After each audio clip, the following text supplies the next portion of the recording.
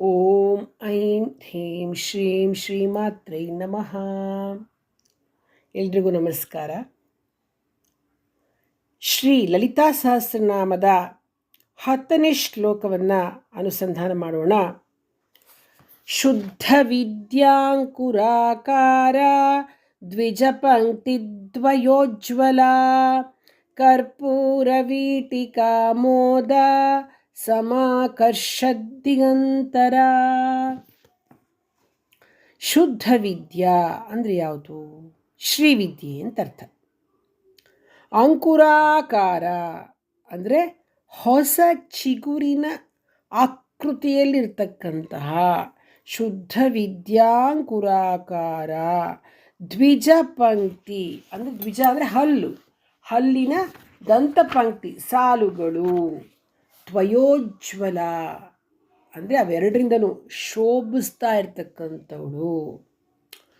ಅಂದರೆ ಶುದ್ಧ ವಿದ್ಯೆ, ಶ್ರೀವಿದ್ಯೆ ಮತ್ತು ದಂತಪಂಕ್ತಿಗಳ ಸಾಲಿನಿಂದ ಅವಳು ಶೋಭಿಸ್ತಾ ಇದ್ದಾಳೆ. ಕರ್ಪೂರ ವೀಟಿಕಾ ಮೋದ. ಕರ್ಪೂರ ಅಂದರೆ ಒಂದು ಕರ್ಪೂರ, ಪಚ್ಚಕರ್ಪೂರ. ವೀಟಿಕಾ ಅಂದರೆ ವೀಳ್ಯದೆಲೆ. ಈಗ ಪಚ್ಚಕರ್ಪೂರ ಹಾಕಿ ವೀಳ್ಯದೆಲೆ ಹೇಗಿರುತ್ತೆ? ತುಂಬ ಸಂತೋಷ, ಮೋದ. ತಾಂಬೂಲ ಹಾಕಿದಾಗ ಸಂತೋಷದಿಂದಿರ್ತಕ್ಕಂತಹ. ಸಮಾಕರ್ಷತ್ ಬಹುದೂರದವರೆಗೆ ವ್ಯಾಪಿಸಿರ್ತಕ್ಕಂತಹ. ದಿಗಂತರ ದಿಕ್ಕುಗಳ ಮಧ್ಯಭಾಗದಲ್ಲಿ ಅಂತ. ಅಂದರೆ ಈ ಶ್ಲೋಕದಲ್ಲಿ ದೇವಿಯ ಸುಂದರವಾದ ದಂತಪಂಕ್ತಿಯನ್ನು ಮತ್ತು ತಾಂಬೂಲ ಅವಳು ಮೇಲಿರ್ತಾಳಲ್ಲ ಅದರ ಸೊಬಗು, ಮುಖದ ಸೊಬಗನ್ನು ವರ್ಣಿಸಿದ್ದಾರೆ ಈ ಶ್ಲೋಕದಲ್ಲಿ. ಅಂದರೆ ದೇವಿಯ ಹಲ್ಲುಗಳೇನೆಂದರೆ ಆಗ ತಾನೇ ಮೊಳಕೆಯೊಡ ಚಿಗುರುಗಳ ಥರ ಇದೆ. ಇದನ್ನು ನೋಡುವಾಗ ಅವಳ ಬಾಯಿಯಿಂದ ಶುದ್ಧ ವಿದ್ಯೆಯೇ ಅಂಕುರಿಸಿ ಹಲ್ಲುಗಳ ರೂಪವನ್ನು ತಾಳಿಗೇನೋ ಅನ್ನೋ ಹಾಗೆ ನಮಗೆ ಕಾಣಿಸ್ತಕ್ಕಂಥದ್ದು. ಅಂದರೆ ಅವಳು ಶುದ್ಧ ವಿದ್ಯೆ ಅಂದರೆ ಶ್ರೀವಿದ್ಯೆ. ಇದು ಉಪಾಸನೆಯ ಮೂಲ ಮಂತ್ರ. ಯಾವುದು? ಶುದ್ಧ ವಿದ್ಯೆ. ಯಾವ ಥರ ಇದೆ ಗೊತ್ತಾ? ಇದು 3 ವಿಧವಾಗಿದೆ ಈ ಶುದ್ಧ ವಿದ್ಯೆ. ಒಂದು ಪಂಚದಶಾಕ್ಷರಿ ಮಂತ್ರ, ಎರಡನೇದು ಷೋಡಶಾಕ್ಷರಿ ಮಂತ್ರ, ಮೂರನೇದು ಬಾಲಾ ತ್ರಿಪುರ ಸುಂದರಿ ಮಂತ್ರ ಅಂತ ಬರುತ್ತೆ. ಈ ರೀತಿ ದೇವಿಯ ಉಪಾಸನೆಯನ್ನು ಬ್ರಹ್ಮಾಂಡ ಪುರಾಣದಲ್ಲಿ ಹೇಳಿದ್ದಾರೆ ಯಾವ ಥರ ಮಾಡಬೇಕು ಅಂತ. ಇದನ್ನು ಶ್ರೀವಿದ್ಯಾ ಉಪಾಸನೆಯನ್ನು ಲಲಿತಾ ಸಹಸ್ರನಾಮ ಪಾರಾಯಣ, ನಾಮಾರ್ಚನೆ, ಮೇರು ಪ್ರಸ್ಥಶಿರಿ ಚಕ್ರವನ್ನು ಉಪಾಸಿಸ್ತಕ್ಕಂಥದ್ದು ಅಂತ 3 ವಿಧದಲ್ಲಿ ನಾವು ಮಾಡ್ತೇವೆ.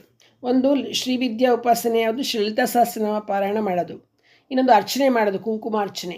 2 ರೀತಿ ಆಯಿತು. ಇನ್ನೊಂದು ಶ್ರೀಚಕ್ರವನ್ನು ಆರಾಧನೆ ಮಾಡ್ತಕ್ಕಂಥದ್ದು. ಈ ರೀತಿ 3 ವಿಧವಾಗಿ ಅಮ್ಮನವ್ರನ್ನ ಆರಾಧಿಸ್ತಕ್ಕಂಥದ್ದು.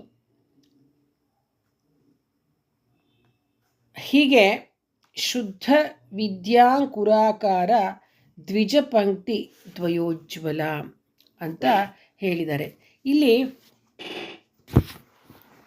ಈ ಒಂದು ಇದರಲ್ಲಿ ಏನಪ್ಪ ಅಂತಂದರೆ ಹೊಸದಾದ ಹವಳದ ಕೆಂಪು ಬಣ್ಣವನ್ನು, ದೃಢತ್ವವನ್ನು, ತೊಂಡೆಯ ಹಣ್ಣಿನ ಮೃದುತ್ವವನ್ನು ಹೊಂದಿರತಕ್ಕಂಥ ತಾಯಿ ಅಧರಗಳು ಅಂತ ನಾವು ಹಿಂದೆ ಒಂದು ಶ್ಲೋಕದಲ್ಲಿ ನಾವು ತಿಳಿದುಕೊಂಡು ಬಿಟ್ಟಿದ್ದೀವಿ. ಅದನ್ನು ಹೇಳಿದ್ದಾರೆ. ಈಗ ಅಂತಹ ಒಂದು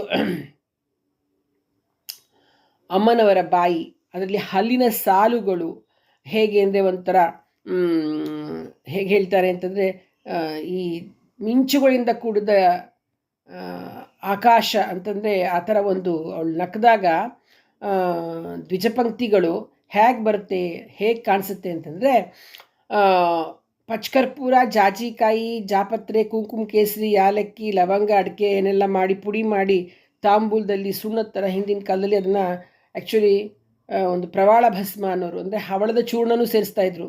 ಸ್ವಲ್ಪ ಬೆರೆಸಿ ಅದನ್ನು ಗಮ್ಮಂತ ಆ ತಾಂಬೂಲವನ್ನು ಸೇವಿಸ್ತಾರೆ ಹಿಂದೆ. ಆ ಥರನೇ ಆ ತಾಯಿಯ ಮಂದಸ್ಮಿತ ವದನಾರವಿಂದಲಾಗಿರ್ತಕ್ಕಂತಹ ಅವಳು, ಅಂದರೆ ಅವಳು ಆ ಸೇವಿಸಿರ್ತಕ್ಕಂತಹ ಅವಳ ನಗು, ಆ ಬಾಯಿಯಿಂದ ಸೇವಿಸಿರ್ತಾಳಲ್ಲ ಆ ಒಂದು ಮಂದಸ್ಮಿತ, ಆ ಕ್ಷಣವೇ ತಾಂಬೂಲದ ಸುವಾಸನೆ ಇಡೀ ದಿಗಂತಗಳಿಗೆಲ್ಲ ವ್ಯಾಪಿಸುತ್ತಂತೆ. ಅಂದರೆ ಅದು ಆ್ಯಕ್ಚುಲಿ ತುಂಬ ಒಳ್ಳೆಯದು. ಯಾವುದೋ ತಾಂಬೂಲ ಒಳ್ಳೆಯದು. ದಂತಗಳಿಗೆ ಸುಣ್ಣದೊಂದಿಗೆ ವೀಳ್ಯದೆಲೆ, ಅಡಿಕೆ ಮತ್ತು ಕ್ಯಾಲ್ಶಿಯಮ್ಮು ನಮಗೆ ಸಿಗುತ್ತೆ, ಅದು ಕೊಡುತ್ತೆ. ಮತ್ತು ಬಾಯಿ ದುರ್ವಾಸನೆ ಇರಲ್ಲ. ಈಗ ಆದರೆ ಟೂತ್ ಪೇಸ್ಟ್ ಇದೆ, ಅವಾಗ ಟೂತ್ ಪೇಸ್ಟ್ ಇರಲಿಲ್ಲ, ಅದಕ್ಕೆ ಅದನ್ನೇ ತಿಂತಾಯಿದ್ರು. ಹಾಗೆ ಬಾಯಿ ದುರ್ವಾಸನೆ ಇಲ್ಲದ ಇಷ್ಟು ಒಂದು ಹೇಗೆ ಅಂದರೆ ಘಮ್ಮಂತ ಸುಗಂಧ ದ್ರವ್ಯಗಳೊಂದಿಗೆ ಕೂಡಿರ್ತಕ್ಕಂತಹ ತಾಂಬೂಲ. ಆ ತಾಂಬೂಲವನ್ನು ತಿನ್ನೋದ್ರಿಂದ ತುಟಿ ಬಿರುಕೂ ಆಗೋದಿಲ್ಲ, ಕೆಂಪಣ್ಣ ಮಾಸಿ ಹೋಗೋದಿಲ್ಲ, ಕೆಂಪಾಗಿ ಕಾಣುತ್ತೆ ತುಟಿ, ಮತ್ತು ಒಂದು ರೀತಿಯ ಒಂದು ಒಳ್ಳೆ ಜೀರ್ಣಕ್ರಿಯೆಯನ್ನು ಕೊಡ್ತಕ್ಕಂತಹ ತಾಂಬೂಲ ಅದು. ಅದನ್ನು ಹಿಂದಿನ ಕಾಲದಲ್ಲಿ ಸೇವಿಸ್ತಾಯಿದ್ರು. ಇದನ್ನೇ ಈ ಒಂದು ಇದರಲ್ಲಿ ಅಮ್ಮನವರ ಒಂದು ವರ್ಣನೆ ಮಾಡಬೇಕಾದ್ರೆ ಶುದ್ಧ ವಿದ್ಯಾಂಕುರಾಕಾರ ದ್ವಿಜಪಂಕ್ತಿ ದ್ವಯೋಜ್ವಲ ಅನ್ನೋದನ್ನು ಹೇಳಬೇಕಾದ್ರೆ ಹೇಳ್ತಾರೆ. ಅಂದರೆ ಶುದ್ಧ ವಿದ್ಯೆಯ ಅಂಕುರದಂತೆ ಆಕಾರವುಳ್ಳ ದಂತಪಂಕ್ತಿಗಳಿಂದ ಉಜ್ವಲಳಾಗಿರ್ತಕ್ಕಂಥವಳು ಅಂತ ಇದು ತಿಳಿಸತ್ತೆ. ಇದು ಸ್ವಲ್ಪ ಏನು ಹೇಳ್ಬೋದು ಇದರಲ್ಲಿ ಅಂತಂದರೆ ಷೋಡಶಿ ವಿದ್ಯೆ ಅಥವಾ ಶ್ರೀಚಕ್ರ ವಿದ್ಯೆ ಅಂತ ಹೇಳ್ತಾರಲ್ಲ, ಅದ್ರ ಬಗ್ಗೆ ಜಾಸ್ತಿ ಒತ್ತು ಕೊಟ್ಟಿದ್ದಾರೆ. ಅಂದರೆ ಶ್ರೀಮಾತೆ ಈ ಷೋಡಶಿ ವಿದ್ಯೆ ಏನು ಹೇಳುತ್ತೆ ಅಂದರೆ ಶ್ರೀಮಾತೆಯ ಮೂಲಾಧಾರದಿಂದ ಹೊರಟು ಪರಾ ಪಶ್ಯಂತಿ, ಪರಾ ಪ್ರತ್ಯಕ್ಷಿತಿ ರೂಪ ಪಶ್ಯಂತಿ ಪರದೇವತ ಅಂತ ಬರುತ್ತೆ. ಈ ಕ್ರಮದಿಂದ ವೈಖರಿ ರೂಪದಲ್ಲಿ ಬಾಯಿಂದ ಬರುತ್ತಂತೆ. ಆನಂತರ ಈ ವಿದ್ಯೆ ಗುರುಮುಖೇನ ಅದು ಸ್ಪ್ರೆಡ್ ಆಯಿತು. ಶಬ್ದ ಬ್ರಹ್ಮವೇ ಪರಾರೂಪ. ಈ ಅವಸ್ಥೆಯಲ್ಲಿ ಸ್ಥಿತಿಶಕ್ತಿಯನ್ನು ಹೊಂದಿರತಕ್ಕಂತಹ ಬೀಜದಂತೆ ಶಬ್ದ ಬ್ರಹ್ಮ ಇರುತ್ತೆ. ಮೊಳೆಯುತ್ತಿರುವ ಅವಸ್ಥೆಯೇ ಪಶ್ಯಂತಿ ಅಂತ ಹೇಳ್ತಾರೆ. ಈ ಚಿಗುರದ ಅವಸ್ಥೆ ಮಧ್ಯಮ ಅಂತ ಕರೀತಾರೆ. ಪರಾ ಪಶ್ಯಂತಿ ಮಧ್ಯಮ ವೈಖರಿ ರೂಪ. ಈ ದಿಕ್ಕಿನಲ್ಲಿ ನೋಡಿದಾಗ ಚಿಗುರದ 2 ದಳಗಳು ಒಂದಾಗಿಯೇ ಇರುತ್ತೆ. ಈ 2 ದಳಗಳು ಬೇರೆ ಬೇರೆಯಾಗಿ ತಮ್ಮ ಮೂಲದಿಂದ ಸೇರಿರ್ತಕ್ಕಂತಹ ಅವಸ್ಥೆಗೆ ವೈಖರಿ ಅಂತ ಕರೀತಾರೆ. ಇದನ್ನೇ ನಾವು ಅಂಕುರ ಅಂತ ಹೇಳ್ತೇವೆ. ಈ ಅವಸ್ಥೆಯಲ್ಲಿ ಅಂಕುರವು ದಂತಗಳಿಗೆ ಹೋಲಿಸಲ್ಪಟ್ಟಿದೆ. ನೋಡಿ ಎಷ್ಟು ಚೆನ್ನಾಗಿ ಶ್ರೀಚಕ್ರವನ್ನು ಅಮ್ಮನವರ ಬಾಯಿಗೆ ಹೋಲಿಸಿದ್ದಾರೆ ಅಂತ. ದಂತಗಳು 32 ಇದೆ ಅಲ್ವಾ, ಹಾಗೆ ಷೋಡಶಾಕ್ಷರಿ ಮಂತ್ರದ ಪ್ರತಿಯೊಂದು ಅಂಕುರವು 2 ದಳಗಳನ್ನು ಹೊಂದಿರೋದ್ರಿಂದ ಇದು ಕೂಡ 32 ಆಗುತ್ತೆ. ಆದ್ದರಿಂದ ಈ ಅಂಕುರಗಳೇ ಮೂರ್ತಿಮತ್ತಾದ ದಂತಗಳು ಅಂತ ಇಲ್ಲಿ ಹೇಳಿದ್ದಾರೆ ಈ ಸಹಸ್ರನಾಮದ ಈ ಶ್ಲೋಕದಲ್ಲಿ. ಇನ್ನೂ ಒಂದು ದ್ವಿಜ ಶಬ್ದಕ್ಕೆ ಅರ್ಥ ಇದೆ. ಏನಪ್ಪ ಅಂದರೆ ವಿದ್ಯೆಯು ಬ್ರಾಹ್ಮಣನನ್ನು ಬಂದು ಸೇರಿತು ಅಂತ. ವಿದ್ಯಾಹವೈ ಬ್ರಾಹ್ಮಣ ಮಾಜಗಾಮ ಅಂತ.